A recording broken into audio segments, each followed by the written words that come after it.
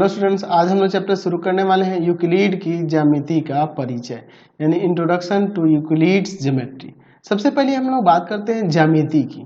तो ज्यामिति जो है संस्कृत के दो शब्दों से मिलकर बना है। किन किन शब्दों से? ज्या और दूसरा शब्द है यहाँ पे मिति, ज्यामिति। ठीक है। ज्या का मतलब होता है पृथ्वी। ज्या का मतलब क्या होता है? पृथ्वी, या फिर भूमि भी कह सकते हैं, भूमि। और मिति का मतलब होता है मापन, यानी ज्यामिति का अर्थ क्या हुआ? भूमि मापन। क्या अर्थ हुआ जी? भूमि मापन। एक्चुअल में ज्यामिति का शुरुआत भूमि मापन से ही हुआ था, इसलिए इसका नाम ज्यामिति रखा गया। ठीक है।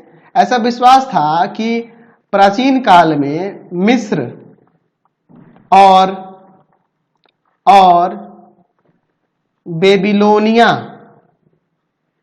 के जो निवासी थे वह ज्यामिति का प्रयोग कब? लगभग 2500 ईसा पूर्व।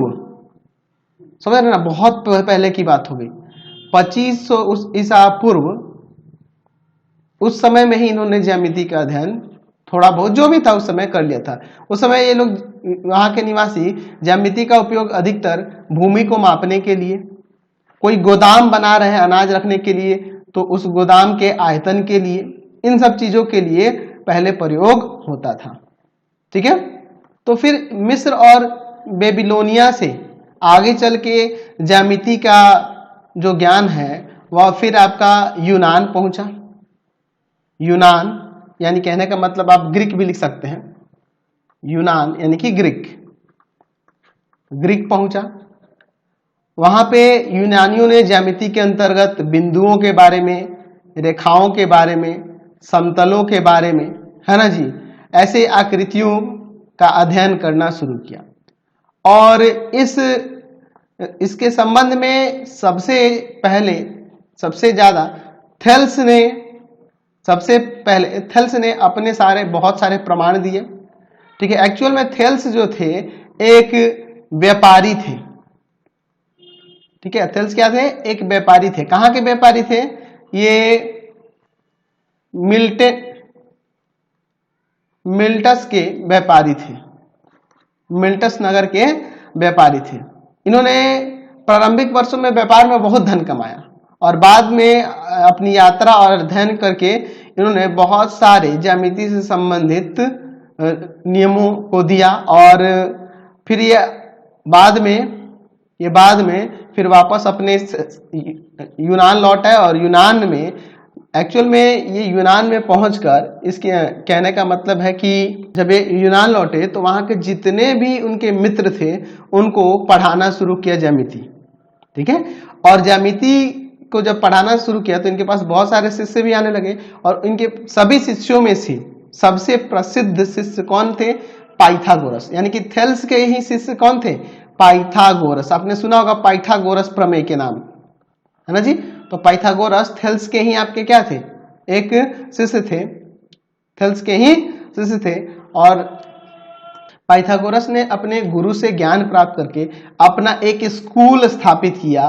और स्कूल स्थापित किया, है ना। और साथ ही साथ ज्यामिति में बहुत सारे महत्वपूर्ण परिणामों को भी सत्यापित किया। जैसे सबसे महत्वपूर्ण परिणाम पाइथागोरस प्रमेय है, जिसमें कर्ण का स्क्वायर बराबर होता है आधार का स्क्वायर प्लस लंब का स्क्वायर। हम लोग जानते हैं ना जी। यूनान के एक दूसरे प्रसिद्ध गणितज्ञ यूक्लिड भी थे। यहाँ पे जो चैप्टर का नाम आप देख रहे हैं यूक्लिड के ही नाम पे रखा गया है।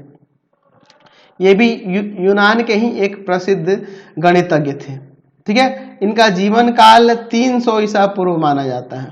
300 ईसा पूर्व माना जाता है। ठीक है। और यूक्लिड को हम लोग ज्यामिति का पिता कहते हैं। ये ज्यामिति के पिता कहलाते हैं क्योंकि इन्होंने अपने बहुत सारे अपने, कह सकते हैं, इनके पोस्टुलेट्स थे, है ना जी। बहुत सारे इन्होंने अपने तर्क दिए, अभिगृह दिए। ठीक है। इसलिए इनको क्या कहा जाता है? ज्यामिति के पिता, फादर ऑफ ज्योमेट्री कहा जाता है। लेकिन इनका ज्यामिति में सबसे ज्यादा योगदान था। ठीक है। और यूक्लिड ने ज्यामिति से रिलेटेड एक पुस्तक भी लिखी, जिसे पुस्तक को कहते हैं द एलिमेंट। द एलिमेंट्स नामक पुस्तक लिखी थी इन्होंने, और इसमें ज्यामिति के बारे में बहुत ही विस्तृत रूप से अपना अध्ययन, यानी कि अपने अभिगृहितों को, तर्कों को, है ना, एक्सियोम्स को उसमें दिया। ठीक है। जब अब हम लोग इतने सारे देशों के बारे में बात कर रहे हैं तो हम अपने देश भारत को कैसे भूल सकते हैं। ज्यामिति का विस्तार में सबसे ज्यादा योगदान हम ऐसा नहीं कह सकते हैं कि उन्हीं देशों का था, जैसे यूनान का, मिस्र का। भारत का भी सबसे ज्यादा योगदान रहा है ज्यामिति में। आप ये सोचिए कि जब प्राचीन भारत में, जब उस समय अगर बात करें तो वहाँ पे जो ऋषि मुनि होते थे, यज्ञ करने के लिए जो यज्ञ कुंड बनाते थे तो वो किस तरह से देखते थे, वर्गाकार बना देते थे। यहाँ पे अलग अलग त्रिभुजाकार आकृति देख रहे हैं, वृत्ताकार आकृति देख रहे हैं, तो ये सब आकृतियां कैसे बनाते होंगे। तो यहाँ पे भी ज्यामिति का प्रयोग हो रहा था, उस समय भी तो यहाँ ज्यामिति का प्रयोग हो रहा था। यानी कि अगर हम लोग बात करें कि भारत में जब 800 ईसा पूर्व की, तो उस समय यज्ञ करने के लिए जो ये इस तरह की जो रचनाएं बनाई जाती थी, है ना, ये या उससे पहले भी जाएंगे, वैदिक काल से लेके उधर उसके पहले वाले काल में जब ऋषि हुए या फिर भगवान राम हुए, उन समय में भी आप देखे होंगे, अगर आप देखे, आप उसके रामायण वगैरह का आप देखेंगे तो उसमें दिखाया गया इस तरह के चित्र बनाकर, या फिर आप सीरियल्स में भी आपको वैसे दिखाया गया होगा वैसी रचनाएं, तो उसमें आपने बहुत ज्यादा ज्यामिति का भी प्रयोग देखा हुआ है। आप यही नहीं, आप जो वेद हैं हमारे, उन वेदों में भी बहुत सारी ऐसी आकृतियां हैं जिसका ज्यामिति के बिना बनना संभव है। ठीक है।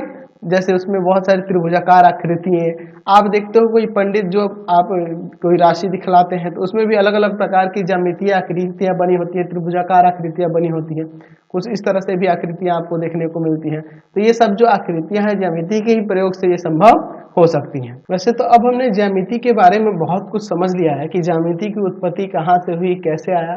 अगर हम लोग ज्यामिति की परिभाषा की बात करें तो हम लोग ज्यामिति को कैसे परिभाषित कर सकते हैं।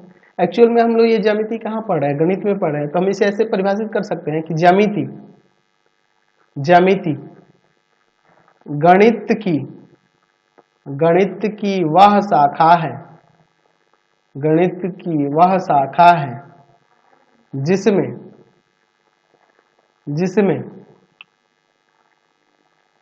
ज्यामितीय ज्यामितीय आकृतियों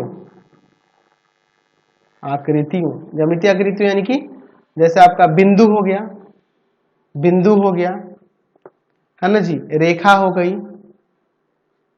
त्रिभुज हो गया, वृत्त हो गया आदि का, और उसके या उनके पारस्परिक संबंध, उनके पारस्परिक संबंधों का अध्ययन किया जाता है। तो समझ गए ज्यामिति क्या होता है। ज्यामिति गणित की वह शाखा है जिसमें बिंदुओं, रेखाओं, त्रिभुजों यानी ज्यामितीय आकृतियों और उनके पारस्परिक संबंधों के बारे में अध्ययन किया जाता है, उनके है ना। चलिए अब हम अगर ज्यामिति के महत्व के बारे में बात करें तो हम लोग यहाँ पे हेडिंग देते हैं ज्यामिति के अध्ययन का क्या महत्व है। अरे जब हम इसको पढ़ रहे हैं तो हमें पता चलना चाहिए ना कि इसका हमारे जीवन में भी क्या महत्व है, या फिर हम लोग पढ़ेंगे तो इससे क्या फायदा है। ज्यामिति के अध्ययन का महत्व, ठीक है। चलिए अब इसके बारे में थोड़ा सा समझ लेते हैं। देखिए जब आप ज्यामिति की बात करेंगे तो इसमें हम लोग विभिन्न प्रकार की आकृतियां, रेखा, त्रिभुज, चतुर्भुज, पंचभुज, ऐसे बहुत सारी आकृतियों के बारे में हम लोग जानेंगे जो हमारे लिए बहुत उपयोगी है और अति आवश्यक है। ठीक है। और ये सब हमें कहाँ से मिलता है, ज्यामिति के अध्ययन से ही मिलेगा ना। ज्यामितीय आकृतियों का अध्ययन करना पड़ेगा तो इससे हमें बहुत सारे हमारे जीवन में भी बहुत सारे इसके फायदे हैं। आप देखते होंगे ज्यामितीय आकृतियों का प्रयोग, आप आसपास में रखी वस्तुओं को देखें, उनके आकार को देखें, आप वृत्त बनाते हो, आयत बनाते हो, मतलब ऐसी बहुत सारी आकृतियों को आप देखते हैं। आपके दैनिक जीवन में इसका महत्व होता है कि नहीं। तो हम लोग लिख सकते हैं कि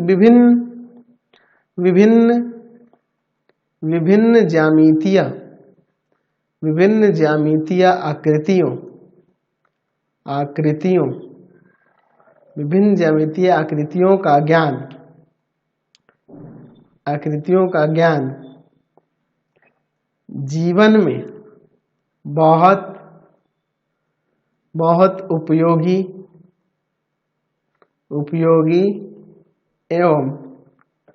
एवं अति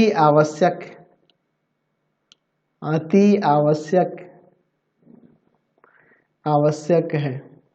ठीक है, जिसकी जानकारी, या फिर यहाँ लिख सकते हैं जिसकी जानकारी ज्यामिति के अध्ययन से मिलती है। ठीक है, देखिए, और ज्यामिति का जब हम लोग अध्ययन करेंगे तो इसमें आपकी तर्क शक्ति और चिंतन करने का मतलब विकास आपके अंदर होगा। आप बार बार किसी चीज को लेके एक एक स्टेप पे जाओगे तो आपको बहुत सारा चीज सोचना पड़ेगा, बहुत सारे इनके एक्सियोम्स को सोचना होगा, प्रमेयों को सोचना होगा, ये सारी चीजें देखनी होंगी, किसको क्या रखें तो क्या हो जाएगा। तो ऐसे आपका तर्क शक्ति बढ़ेगा, चिंतन करने की क्षमता बढ़ेगी। तो आप ये भी लिख सकते हैं कि ज्यामिति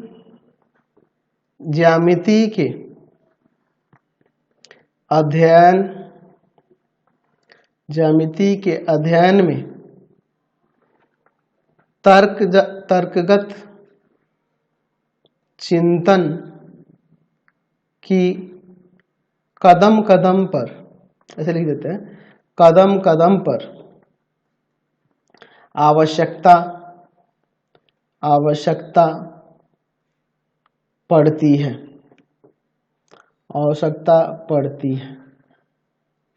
इसलिए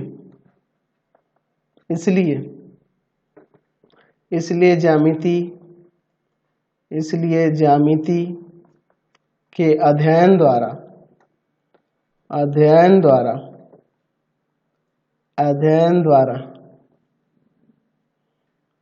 द्वारा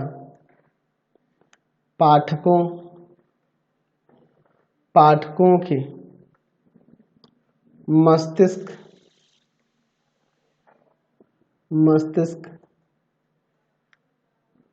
में तर्कगत चिंतन करने की क्षमता का विकास होता है। तो ये सब आपके फायदे हो जाएंगे ज्यामिति के। तो आज की क्लास में ये इंट्रोडक्शन ही रहने देते हैं। नेक्स्ट वीडियो में हम लोग आगे यूक्लिड के बहुत सारी परिभाषाएं हैं, अभिगृहित है और अभिधारणाएं हैं। अभी उनके बारे में, अभिधारणाओं के बारे में, अभिगृहित के बारे में, परिभाषाओं के बारे में हम लोग आगे देखेंगे। फिलहाल आज यहीं तक रहने देते हैं। वो क्या होते हैं उनके बारे में समझा जाएगा। आपको हमारे 3 चैनलों को सब्सक्राइब करना होगा। पहला है पाथफाइंडर क्लासेस छपरा। दूसरा है आपके पास भारती भवन रविकांत सर। और तीसरा चैनल है Ravikant sir RD Sharma solution. तीनों को सब्सक्राइब कर लेंगे। इससे रिलेटेड वीडियो के लिए सीधे डिस्क्रिप्शन में जाएंगे। इससे रिलेटेड नोट्स के लिए गूगल पे जाकर सर्च करेंगे www.ravikant.sir.in और यहाँ जाकर आप सभी क्लासेस के नोट्स, उनके पीडीएफ को डाउनलोड कर सकते हैं, पढ़ सकते हैं। इंस्टाग्राम और फेसबुक पे जाके पाथफाइंडर क्लासेस छपरा को लाइक एंड फॉलो करना नहीं भूलेंगे। Thanks for watching the video. Comment करके जरूर बताया करें कि हमारे चैनल्स के वीडियोज आप सभी को कैसे लगते हैं। Thanks for watching.